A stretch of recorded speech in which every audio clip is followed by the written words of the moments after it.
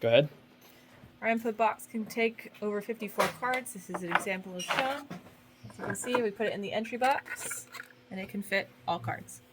We will now demonstrate both a flipping and rotation time of less than 2 seconds each, as well as a sorting accuracy of at least 90% with a sample of 20 cards.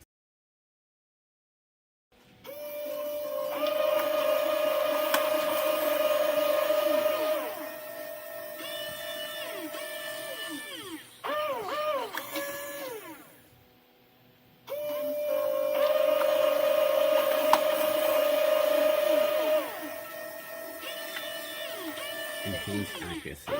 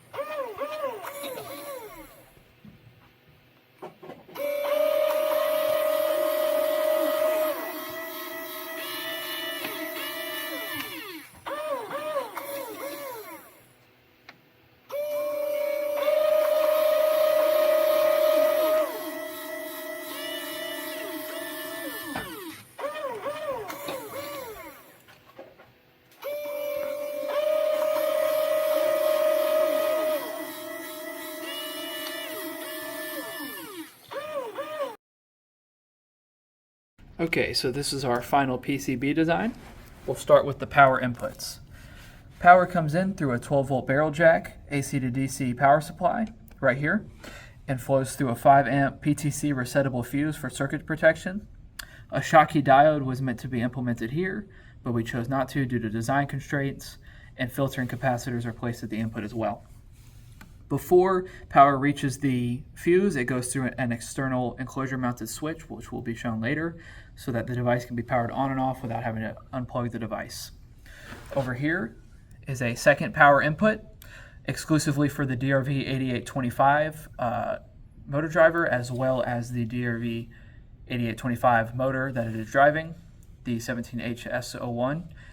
This is due to back EMF the stepper motor was creating.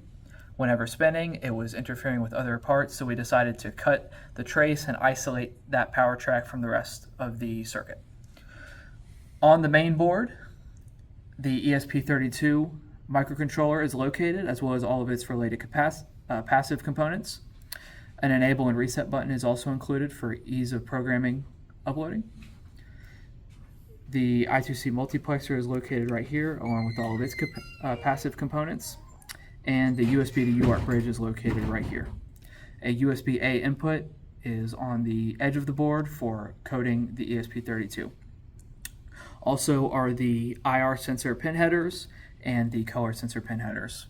Up on the top are terminal blocks for the motor connections, one 4-terminal block for the stepper motors for wires, and then two 10 motor terminal blocks for the two DRV 8912s, since they support 10 H bridges per chip.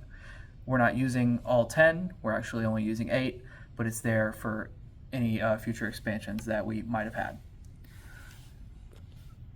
Shown here is our USB-A input used for coding the ESP32 microcontroller. Due to a design flaw, the order of the pins on the actual footprint of the PCB were reversed, so the USB-A input had to be soldered on backwards and upside down. Shown here is the enclosure mounted switch mentioned earlier for turning the device on and off. Next is our DRV 8912 breakout board. We have two of these shown right here and right here. This is because one DRV 8912 only supports up to 5 motors, and we needed more than 5 motors for our project, so we had to implement 2 identical boards. This is what the board looks like isolated. This is one of our backup boards. As you can see, pin headers carry the 12-volt power connection as well as 3.3-volt logic connections to the board. All of the passives related to the chip are located on the board, and the terminal block connections also are carried up through the pin headers. Shown here is the DRV 8825 stepper motor breakout board. The chip is located under the heatsink. We applied a heatsink for thermal management, and all the passive components are also located on its own board.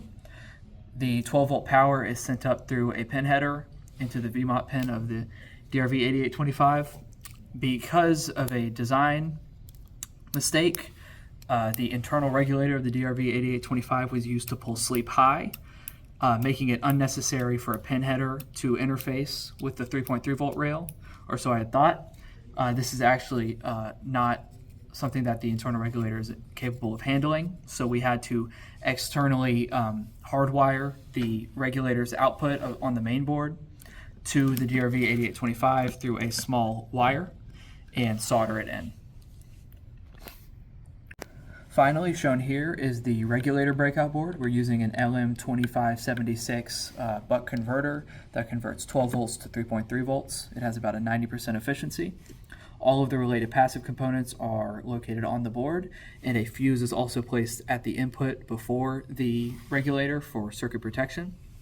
This board was designed in accordance to the LM2576 datasheet, and we've also included a heatsink that was bought separately for thermal management. We also included test pads conveniently placed on the regulator breakout board to test the 3.3 volt rail, the 12 volt rail as well, and the ground rail.